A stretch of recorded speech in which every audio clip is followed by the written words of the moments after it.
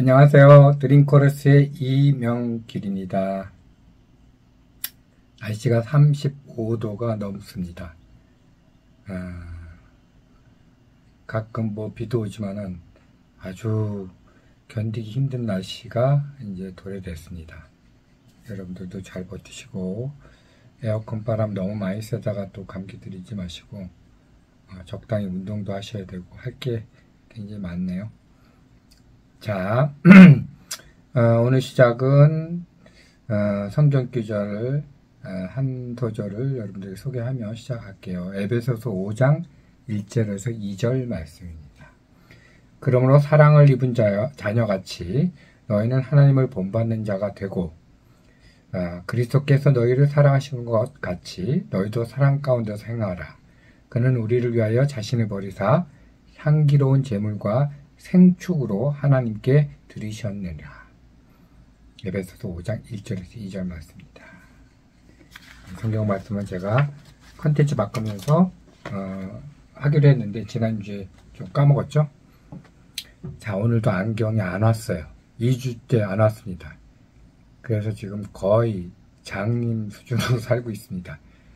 어떻게 버티는지 모르겠어요. 이 안경, 이 옛날 쓰던 안경이 있는데 이걸 쓰면 제가 안 보여요. 그래서 벗고 일단 할 테니까 이번 주까지만 좀 봐주십시오. 자, 오늘은 컨텐츠에서 찬송가에 대해서 조금 얘기를 할까 해요. 지난번에는 교회 음악에 대해서, 예배 음악에 대해서 말씀을 드렸는데 찬송가도 여러분들 한 번 정도는 과연 어떻게 이게 정리가 된 건지 한 번 정도 정리해 주면 좋을 것 같아요. 찬송가의 종류와 역사에 대해서 좀 말씀을 드릴게요. 찬송가 우리나라까지 들어올 때까지 꽤 많은 시간이 걸렸던 거겠죠. 보통 이 찬송가는 가사를 쓰고 가사는 시도 되고 그렇게 되지만 그렇게 하고 나서 멜로디를 입힌 곡을 쓰는 단계로 보통 하는데 우리나라 들어와서는 곡을 먼저 쓰고 가사를 입힌 것도 굉장히 많습니다. 첫 번째로 고대 중세 찬송가. 찬송가의 형태를 갖춘 최초의 시대가 고대 중세예요.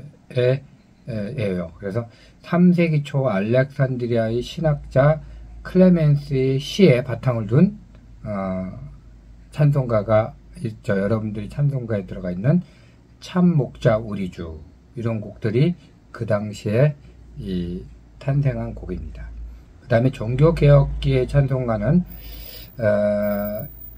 충분한 음악 교육을 받지 않아도 일반 교인들이 부를 수 있는 쉬운 곡으로 되었고 자국어로 부를 수 있게 했던 시대가 이 종교개혁기예요. 여러분들이 잘 아는 내주는 강한 성이요. 내주는 강한 성이요. 그 있죠. 그 찬송가가 이 시대에 태어났습니다. 그 다음에 영국의 찬송가로 넘어가다 보면 영국 찬송가의 아버지 와츠란 분이 계세요. 초기에는 시편의 운문역을 만들었으나 그것도 내용적으로 종교개혁기 현상처럼 충실한 번역에서 점차 자유로운 번역으로 옮겨지다가 드디어는 시편의 테두리를 완전히 벗어난 창작을 만들기에 이르렀습니다. 그 대표적인 찬송가가 기쁘다 구주 오셨네. 영국 찬송가입니다. 미국의 찬송가로 넘어가면 여러분들이 많이 느꼈던 어떤 가스펠송, 신앙 성가의 어떤 바탕을 둔 그런 것들, 개인적인 구원을 강조하고 알기 쉽고 정력적인 가사와 곡이 특색으로 만들어진 미국의 찬송가입니다. 대표 찬송가는 예수께로 가면 있죠. 그 다음에 한국 찬송가는 1894년도에 선교사 언더우드가 간행한 찬양가가 시점이에요. 그 찬양가가 발전을 해서 1964년에는 합동 찬송가를 간행을 했고요. 그 다음에 바뀌어서 1983년도에는 찬송가로 이름을 바꿔서 편집이 됐습니다. 그 다음에 여러분들이 이제 지금 쓰는 새 찬송가는 2006년도에 새로 편집돼서 간행한 찬송가가 새 찬송가예요. 이런 식으로 찬송가가 우리나라에도 좀 많이 바뀌었어요. 자, 그래서 현대 찬송가는 어떻게 바뀌었냐면 결국은 전통적인 예배 양식에 대한 불만도 있고, 그래서 여러모로 새로운 시도가 행해졌습니다. 그래서 포크 미사나 재즈 미사나 뭐 락 찬송가 뭐 이런 것도 많이 생겨나는 추세예요. 그래서 결국 이런 것들이 문제성이 있죠. 과연 예배를 드림에 있어서 거룩한 부분에 예배에서 과연 이런 것들, 세상이 가지고 있는 것들을 다 가지고 들어와서 해야 되는 것들이 한계가 어디냐, 뭐 이런 것들이 사실은 굉장히 숙제인 것 같아요. 그래서 지금은 뭐 드럼이나 기타나 그 다음에 클래식 오케스트라, 세미 오케스트라까지는 다 들어와 있잖아요. 옛날에는 오르간 하나밖에 없었어요. 그죠? 그게 이렇게 발전해 왔습니다. 그게 이제 어디까지 갈 것이냐를 뭐 일반 음악 집회 뭐 예배, 가벼운 열린 예배 같은 경우에는 음악 집회로 해서 아주 열린 음악을 많이 사용하는 교회도 있는 것 같아요. 그건 교회마다 아마 차이가 좀 나는 것 같습니다. 그 다음에 찬송가가 예배에서 선곡이 되잖아요. 여러분들이 찬송가 그냥 예배 때 부르는 몇 개의 찬송가가 그냥 뭐 이것도 되고 저것도 되고 뭐 그런 게 그렇게 알고 계시죠? 근데 사실은 순서도 있고 어떨 때 어떤 찬송가가 들어가는 게 사실은 조금 형식적으로 정해져 있습니다. 그래서 서두의 예배는 하나님의 말씀이 분명히 전해지고 교인들이 그것을 듣고 따르며 마음을 다하여 그 말씀에 응답하는 행위로 찬송을 부르는 겁니다. 그래서 예배의 부름 해갖고 임예송이라고 하는 부분도 있고, 그 다음에 응답송으로는 여러분들이 찬송가도 있고 고백도 있고 기도도 있고 헌금도 있습니다. 여기에 찬송가가 들어가는 거고, 그래서 이 성도의 찬송가는 빠뜨릴 수 없는 거죠. 그렇죠? 아주 중요한 구성 요소일 뿐만 아니라 성도들이 응답 표현에서 가장 중요한 위치를 차지하고 있습니다. 예배 때 성도들이 할 수 있는 게 없어요. 말씀을 듣고 기도도 대표 기도가 대신하고, 그죠? 성도들이 같이 할 수 있는 예배 참여할 수 있는 건 찬송을 부르는 것밖에 없습니다. 그래서 굉장히 중요한 위치를 차지하고 있어요. 그래서 이런 찬송을 부를 때 이 찬송의 중점이 어디 있냐면 하나님의 영광과 권능에 대한 찬미와 감사를 나타내는 객관적인 내용이 바람직합니다. 그래서 가스펠송은 잘 안 들어오는 게 예배 때 찬양이에요.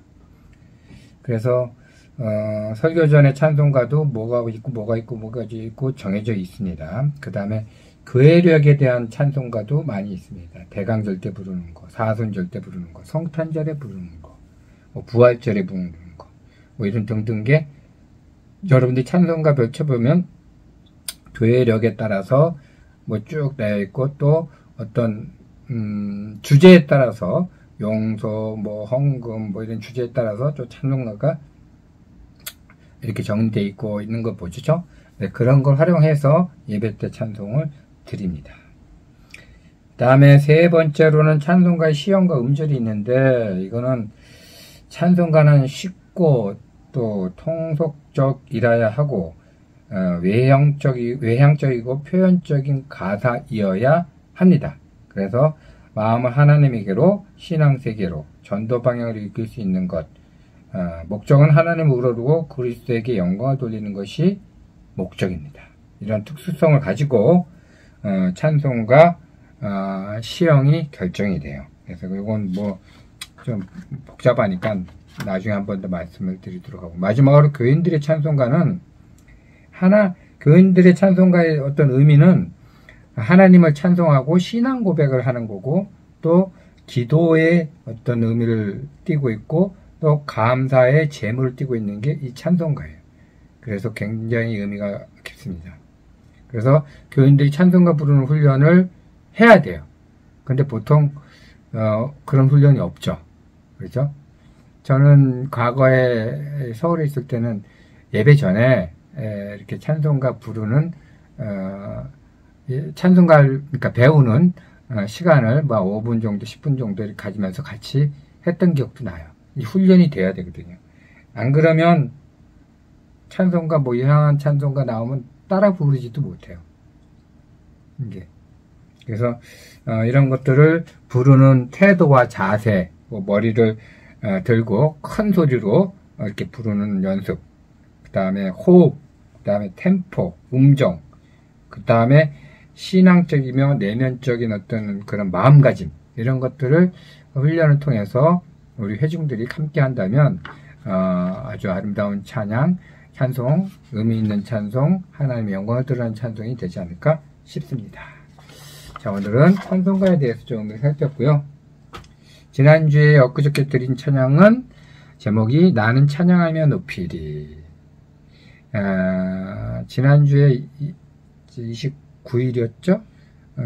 우리 교회에서는 이제 행사가 있는데 3개월에 한 번씩 5째 주가 있는 주간에는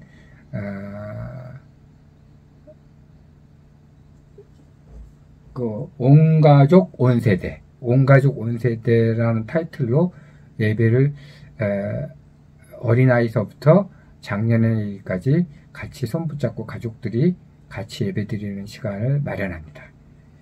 그래서 그런 예배를 한겨울에 한 번씩 하는데 이번 주에도 했고요.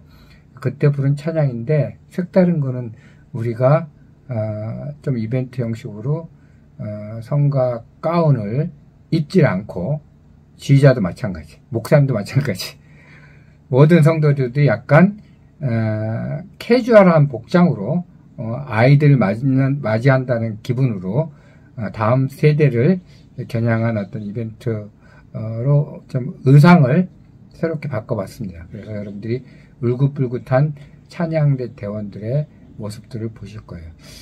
뭐 그렇게 나쁘지 않았던 것 같아요. 색깔이 아주 예쁘게 잘 나왔던 것 같은데 아무튼 그렇게 해서 이 찬양을 불러봤습니다. 찬양은 힘있고 또 리드미컬한 부분이에요. 비트가 있는 찬양으로서 굉장히 딱 맞는 찬양이었던 것 같습니다. 함께 감상하시고 다음 주에 또 뵐게요. 바이바이.